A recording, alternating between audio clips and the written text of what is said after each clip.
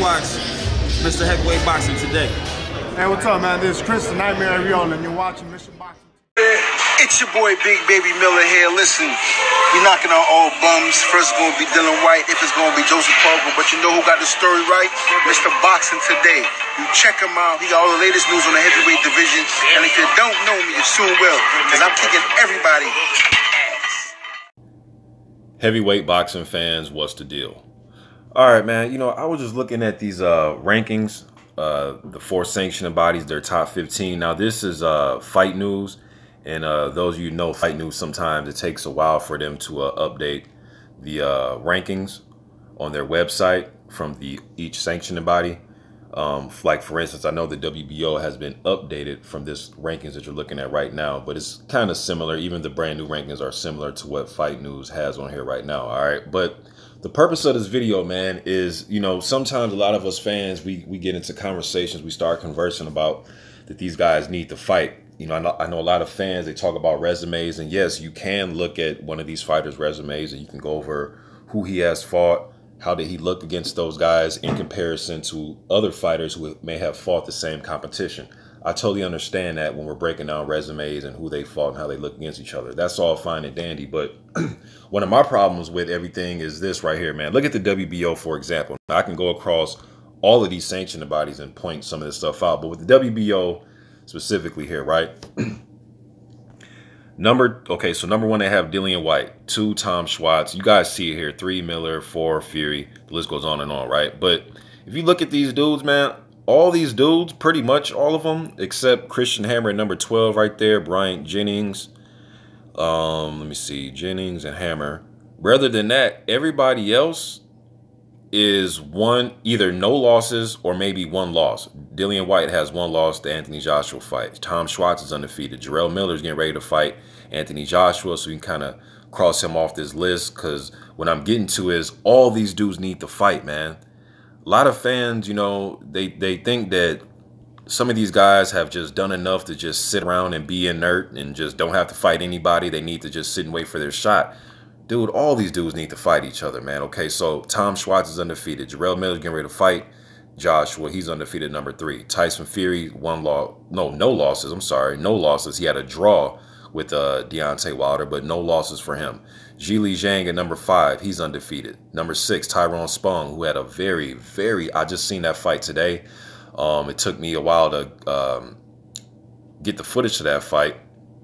But he had a fight with Yotoli Pereira that I seen. I'll leave a link to that fight in the comment section.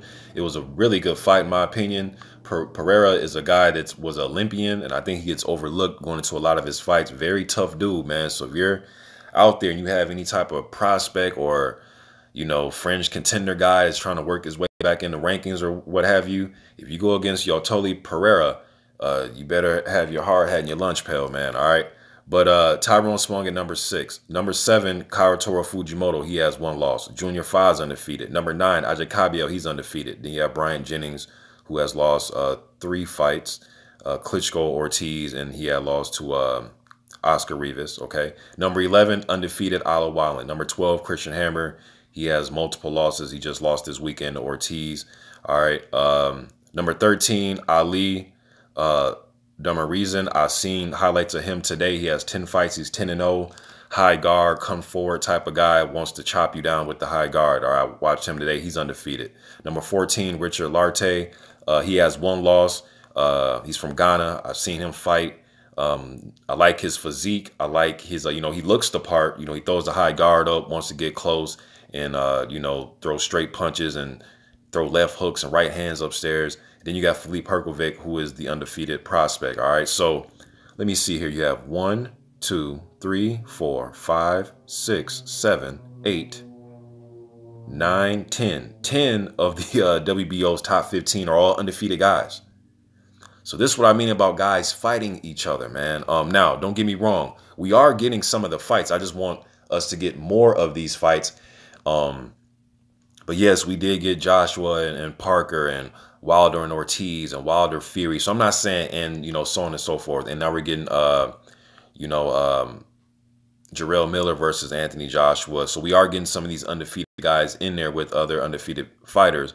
But I'm just saying we need more of these type of fights, man. And I think these sanctioning bodies need to start getting together some title elimination fights. You know what I mean? Not necessarily final eliminators, but let's get some elimination fights so we can make these rankings make sense. All right. You go all across the board. Some of these guys are thrown in these other sanctioning bodies as well. Some aren't, give or take. Some of these guys, you know, like Charles Martin, for example, is in the WBC ranking with Sergey Kuzmin and Carlos Takam and so on and so forth. But throughout all these rankings, man, I'm seeing a lot of undefeated fighters, specifically in this WBO right here, man. But more of these guys need to start fighting each other so these rankings can make sense. Because right now, a lot of these rankings just don't make sense to me. You know, WBA, you got Fred Zakendo at number 3. None against the old fast Fred Zakendo. You know, I grew up watching Fred back in the early 2000s. You know what I mean? He just, you know, Fred's didn't sign a contract to fight for his shot at the regular WBA title against Manuel Char. You know what I mean? So I'm expecting Joe Joyce to get that shot. The fight between Joyce and Stavern was the WBA elimination fight. You know what I mean? So I'm expecting Joyce to take on Manuel Char. Then you got Trevor Bryan, who's the interim WBA champion. You know what I mean? It's just a lot of this stuff just not making sense, man. You dig what I'm saying? You got Sergey Kuzmin. He's number 11 in the IBF. He's number 7 in the WBA, and he's number 15 WBC. I'm just pointing just random guys out, man. But you guys see it here. I just want these rankings to start making sense. The WBC really doesn't make sense to me. Dominic Brazil is the mandatory challenger, right? But he's ranked number 4. Dillian White's rated number 1. Tyson Fury's rated number 2. Luis Ortiz number 3. Adam Konowski's number 5. I mean, it goes on and on. I see Andrew Ruiz Jr. is finally back in the rankings. He is number 15 by the IBF. He's number 11 by the WBA.